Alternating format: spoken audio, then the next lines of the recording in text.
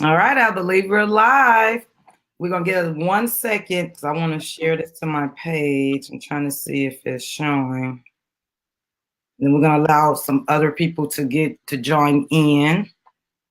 I don't see it yet. Okay, I see us. Let me share it to my page.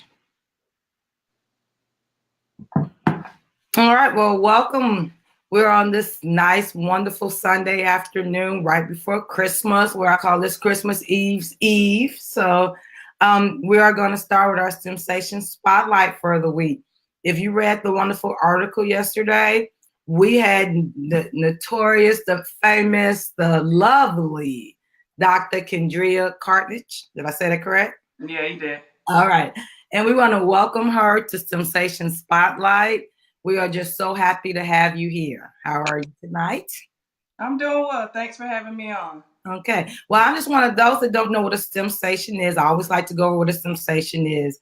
And what I found that in the STEM world, which I always have to say, because some people don't know what STEM is science, technology, engineering, and math.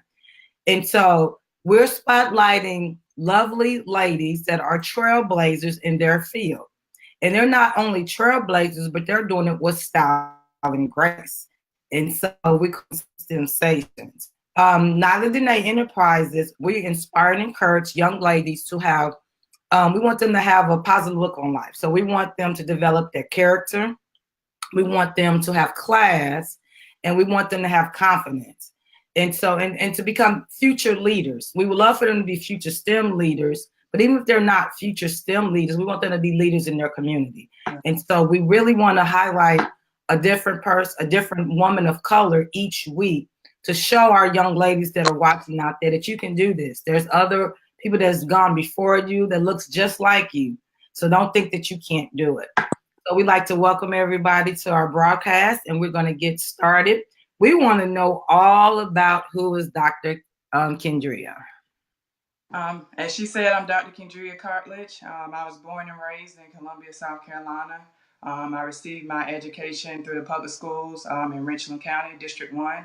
I furthered my education at Clemson University, and then I went on to pursue a doctorate of optometry at Southern College of Optometry.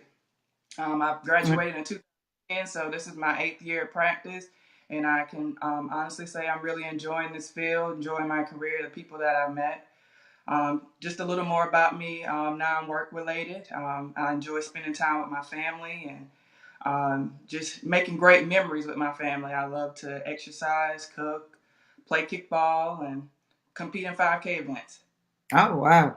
I just want to say, I want to ask you, what is optometry? Because we probably have some people have heard it, we never know what's people's level of exposure. So what Right. is optometry? Yeah, that's a question that people always get confused because there's an optician, ophthalmologist, and then me, an optometrist. So an optician will dispense glasses, help people with any issues they may have glasses, help them get fitted for glasses. Me as an optometrist, I will help patients get the prescription that they need for their glasses, contacts. I'll treat any eye diseases or eye injuries. And when something gets beyond my hands that I can't control, I'll send it to the ophthalmologist where the ophthalmologist is the one that'll do a surgery. All right. Thank you because like I said, I get confused. I Right. just know I go to the eye doctor. That's what I call it. So Right. thank you so much for giving us that information. I always like to ask our guests, why did you choose your career? Who was your inspiration? I chose this career kind of not the career I started out wanting to do. I always loved math and science during school, and I wanted to initially be a family physician. But I went to a program in Birmingham, Alabama, doing my undergraduate year, I think my sophomore year or so, and we had to spend a program for medical school, and we had to spend the late hours in the emergency room, and I said I can't do this. I sit in the emergency room waiting for whatever's coming through the door at 4 o'clock in the morning. So Oh, yes. I went back home and I shadowed my local optometrist, and the rest is history. Oh, wow. I just want to say, because I've switched careers because originally I was going for electrical engineering, but then life happened and I started having kids and got married, and so I switched to teaching. But I never forget we had this. I could have either chose my minor as either physical science or general science, and general means more biology. So I was like, well, I'll do general science, and I went into this one class. And I never forget, I walked in and it was a cat split wide open. And they're like, you're going to learn all the insides. And I was like, yep, that's why I'm going to physical science. Give me chemistry and physics. I was like, I can't do it. That whole class where I was sitting there and that cat was staring at me with his little insides open. I was like, nope, I'm changing. And it's so funny as I do these spotlights, I hear how people change their direction. And I just want our viewers to know it's okay to change your directions. It's even, you know, you can be because I was like 3 years into electrical engineering. I was like, this is not for me. It's okay to change. Even 10 years, like, you know, you constantly evolve and grow. Your likes and dislikes change. But I know after I saw the inside of that cat, I was like, give me figures. I'll figure out some trajectories and stuff, but I cannot try to learn these. Oh, no. So anyone in the medical field, I just give it up to you because I was just like, this little cat was looking at me and I was, can't do it, can't do it. So thank you for telling us about that. Now, what do you like most about your career? I just like being able to give the gift of sight. It's amazing. People that have never had glasses come in and they're severely undercorrected, and the look on their face when they get that first pair of glasses and they're like, oh man, I've been missing so much in the world. Just that gives me joy. Just being able to help people, talk with people on a daily basis. You get a wide variety of personalities in the medical field, and you never know who's going to come in what day, and it's always something different. Yes, as someone who's been wearing glasses since the 4th grade, I do appreciate that, like you said, because there's nothing like the gift of sight and to see correctly. Because I used to remember, you know, looking at the board and we squinting and I can't see. And I go tell my mama, and she wore glasses. My dad wore glasses. So, you know, they're like, let's go see. And definitely then I went on to contacts and different things. But the gift of sight and to see correctly, and people take that for granted, like, you know, because I always having a hard time when you guys are doing it and you say which side looks clear, and I'm like, I don't know now. I feel like because I want it to be the clearest when I get my prescription, so I was like, do that again, and then go back lens 1 and lens 2. And so I do appreciate you saying that about the definitely making sure that the prescription is correct, because that's very important, because there's nothing like wearing glasses and then not doing what they're supposed to do. Exactly. That's awesome.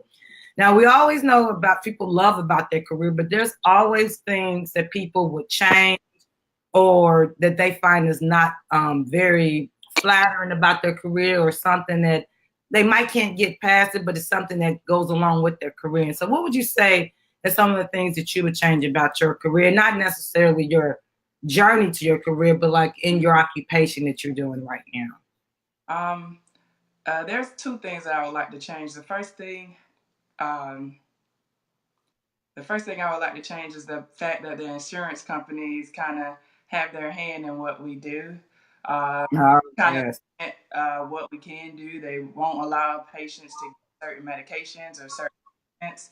So if the insurance companies could kind of take their hands out of things, it would make it easier for us to provide proper care for the patients.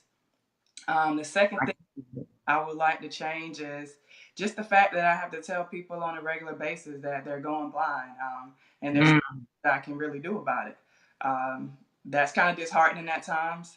You just kind of have to sit and hold a patient's hand and talk with them and explain what's going on and try to find ways to help them cope with their situation. Yeah, and like I was just telling you earlier, when I read your article and I was working on it, I didn't even think about that.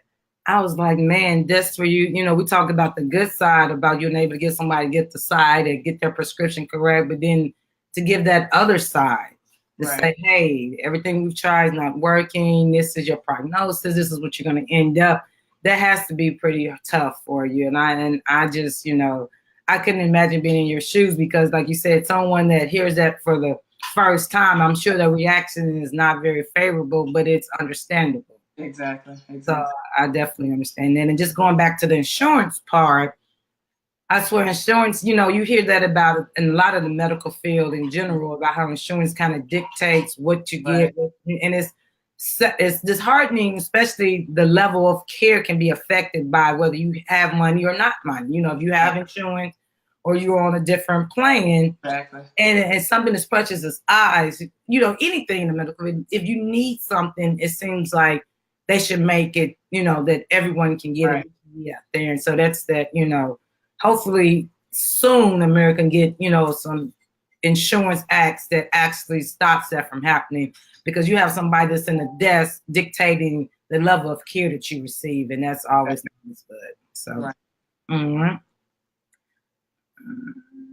Now, one of the reasons we do this is because on the website, nightofdanae.com, I talk about how STEM matters, but also how the lack of representation that we have in the STEM community as women of color.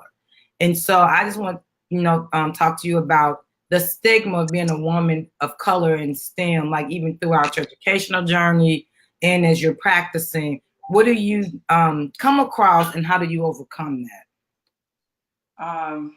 A lot of times in my field or being out school for 8 years, also being young, a Black female, people don't think I'm a doctor. I wear my white coat. Other people have on the white coat in the office, and they'll automatically assume because they're male that they're the doctor. They'll have their whole exam done with me, and they'll be like, "Oh, we're gonna see the doctor." And I'm like, "I am the doctor. I just did your exam." So it can be disheartening and frustrating at times, but I just know that I have people rooting for me. I have a lot of patients that come in and thank me for their work, and they're glad to see a woman of color in the field, and they encourage me. I'm in groups for African Americans, groups for women to empower them, keep them uplifted, and then I keep that my favorite quote: "I can do all things through Christ who strengthens me." Yes, that's my favorite quote as well. Right. Yeah. And I just always tell the story, and we're going to welcome those that are joining us. But as I tell my story, by me being a science teacher, I remember my first year going into one of the schools in Indianapolis where I'm from. And when I was in there making copies and stuff, people just assumed I was a teacher assistant. Right. And then when I said, no, I'm a teacher, then I said, I'm teaching science, because in the district that I was teaching in, there was not many women of color teaching science. And so it's like, what do you do? You know, and so it's like you constantly got to prove yourself. Exactly. And no one's like, you know, and back then I was much younger, so I looked young, you know, and it's like, no, I went to school, I took the test, I'm teach science. And it's like, oh, okay, you know, but it's just, they don't see us as that. And that's something that definitely we want to change. And that's why we're creating this spotlight. Right. We're going to, you know, do some mentoring for young girls. We want them to see us and knowing that we might be small in numbers, but we're mighty and we're growing every day, every day. So before we move on to other questions, we got some people that have joined us. And so I would just like to say hi to everyone that's here. I see Nate Washington, Denise Evans, Elaine Cartledge. So Kimberly Cartledge, that's what I figured. Some people that you may know.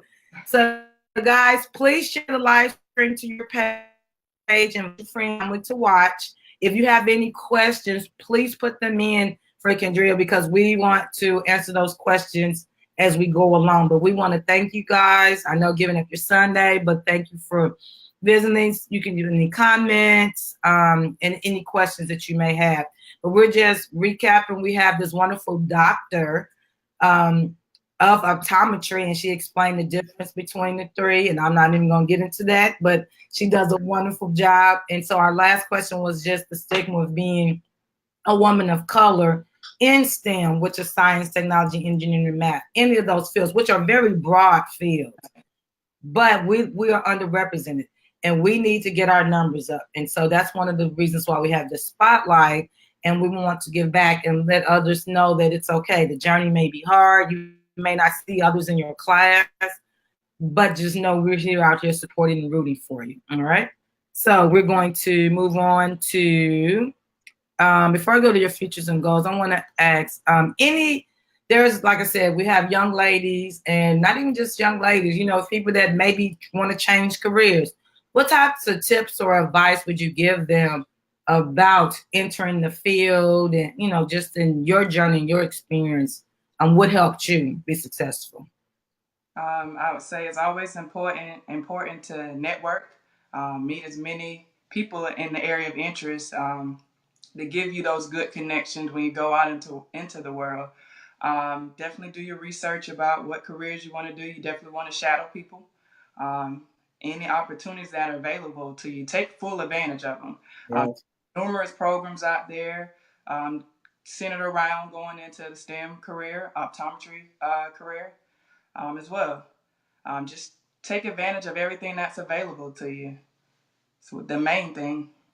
Yes, and like you said, networking is important because you never know, someone's been through it. They can help you. They can write a little recommendation for you. They can tell you, hey, this is a good program. This is not a good program.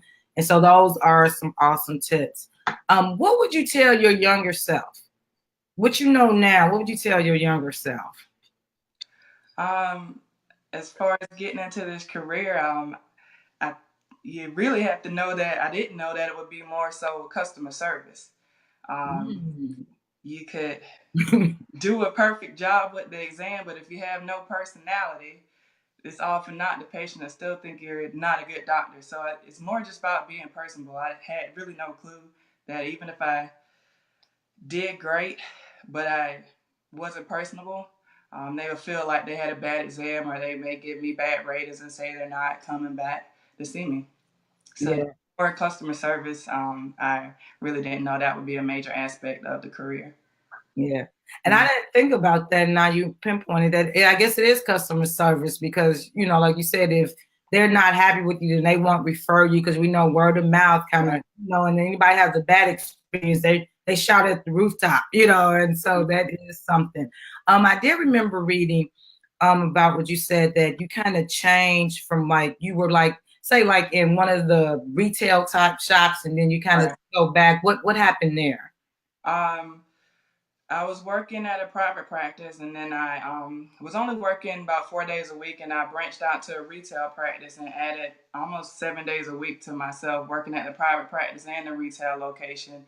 And after the birth of my daughter, I knew that wouldn't be feasible working 21 days in a row, 7 days a week. Ooh. So I gave up the retail location and went back to the private practice full time. Got great experience in the retail location, got great customers, learned a lot. But yeah, definitely had to make that adjustment so I could have more family time. All right. All right. Before we go on, we have some questions. So we're going to go to the questions. Nate Washington, can we cure glaucoma? I'm sure you hear that a lot. There at this time, there's no cure. I mean, we can just treat it with the drops. I know a lot of people are curious about medical marijuana. I would say you have to, if you wanted to use marijuana, you would have to use so much that you wouldn't be functional in society for it to even lower your eye pressures to do any good. So there's no cure other than doing the drop surgeries, but it's just kind of treating the problem because we don't know what the actual cause of glaucoma is. Okay. I have a question before we go on to Kimberly's question, because we're talking about glaucoma. Are they going to come up with a different device where we don't have to get that puff of air in our eye? Because I tell you, that gives me such trepidation. I mean, like, I mean, that's the one thing I fear, and I know it's coming. I'm doing this, and it's just like, is there something coming down the line that can stop our? I think I have more apprehension against the actual itself than doing it. And I'm like doing this and blinking 1,000 times before they even do it because I'm terrified. I don't know what it is. Is there something else coming down the line? It's funny that you asked that because patients at our office, we have a tool that we don't use that NCT, the air puff test anymore. We have another tool and we use it, and no one even knows that we check their eye pressures. And they're like, "Are y'all gonna do that air puff thing?" And I'm like, "We already checked your pressures. We don't do the air puff here anymore." I wish if I was in South Carolina, I'll come to your practice because I definitely need to go. Because I'm telling you, I can go there in that puff of air, and I'm like, I don't even want you to check for it. I don't care if I have it right now. Just don't check for it. So that's amazing. So that's good to know. So guys, you go to your optometrist, you ask them, hey, I don't want the puff thingy. Y'all need to get with the times. Get with the times. All right. So Kimberly, she says, what can we do to best protect our eyes? What can you do to best protect your eyes? Definitely want to wear sun protection, glasses, hats, if you're outside for extended periods of time. Want to try and protect yourself from blue lights, which are on computer screens, tablets, phones, all Oh, that good. Lord. Oh, Want to try to limit the exposure to those devices, particularly before bedtime. That can kind of interrupt your sleeping patterns. oh, okay. I would recommend tints on your glasses. They have blue light tints on glasses that you can get to kind of cut down the effects.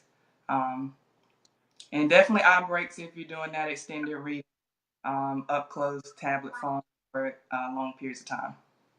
All right. All right. Well, thank you for that.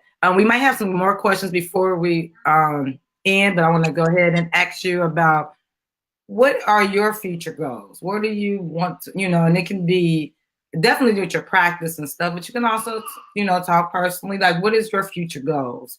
Um, my future goals at some point will be to either own my own practice or be a part owner in a practice. I'm currently an independent optometrist, on just an independent contractor working for a company. So I maybe down the road would like to own part of that company or own my own business. Um, I'm also a certified health education specialist, and I've never really done anything with that. So in the future, I'd probably like to seek out ways that I can use that certification I have as well. Also interested in possibly teaching some science classes at a local college. Um, those are some of the major things. All right. Well, I love them because definitely ownership is where it's at. Like that's what we've been promoting: ownership, ownership.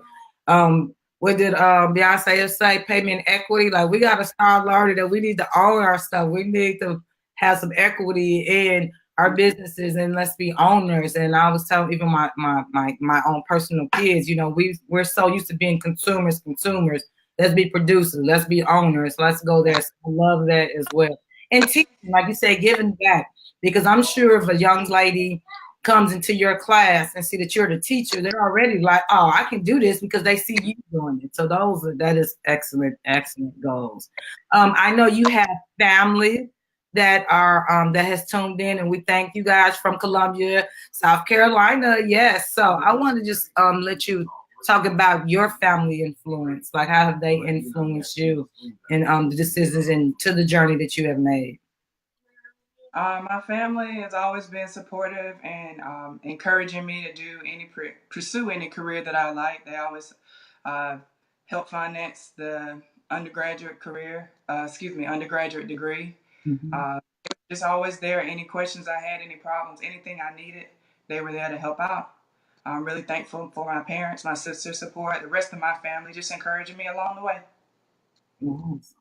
That's awesome, and that's what we want to do: build a community. Like, family. You have the family support. You have them hard days. Them classes get to you, and just even like you said, when you was doing that 7 days a week working, you have family to support you, and that's what we want to encourage. Those that don't have the immediate family as you have, we want to create a community to say, hey, we're here, we've been here, we understand. So we like to thank Dr. Kendria's family. So thank you guys also for doing everything that you have done to help support her, because she is definitely a STEMsation, and we are happy to have her. And thank you guys for your support.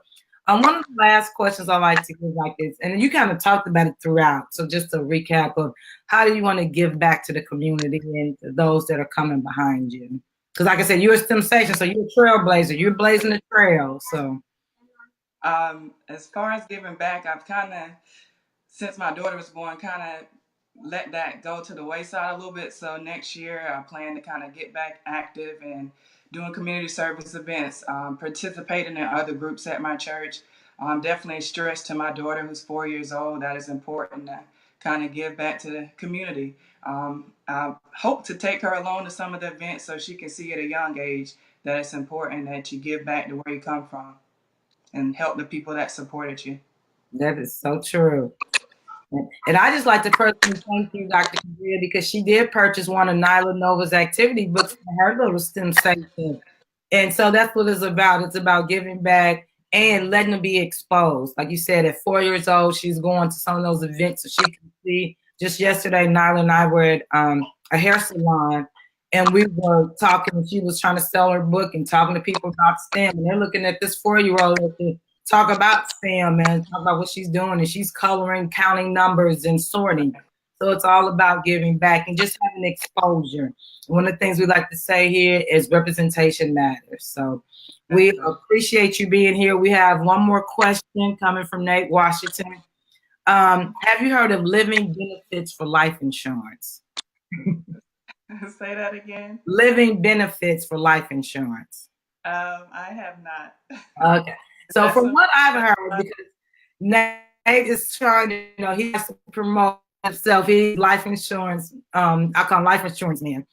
And so something he's been teaching me about, for those that are listening, about living benefits, is with the old life insurance we used to have, if say you did come down with some, like you said, dreadful disease that make you go blind or something, and say your lifestyle changes, or you have to have a surgery that costs a lot, or you get cancer, or you have something that's major. Now what they're allowing you to do is to actually pull money from your life insurance and use it to pay for medical bills and pay for different things. So basically you don't lose your house. You don't go broke as you're going through some type of medical disaster or medical condition that might normally, wipe people out. And so he always likes to say, if you have not gotten life insurance, do a life insurance check. Make sure that yours include living benefits, because those are very important now, because as living longer and longer, they're not cashing in their life insurance because they're using it, to use it to benefit you and stuff. So, yes. So we had a couple more people tune in, Yolanda and Jessica. Hi, ladies. Hi. And so we're going to close up. I don't know if anyone had any last questions, but we want to let you know that you guys, a couple of things. Dr. Kendria's article is still on nyladene.com. You guys can go there and read that and leave comments too on her article. And so then she can reply and we'll reply as well.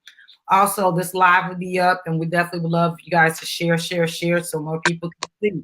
Like you say, a doctor, a woman of color doctor, optometrist that's doing great things in South Carolina. So we'd like to thank you.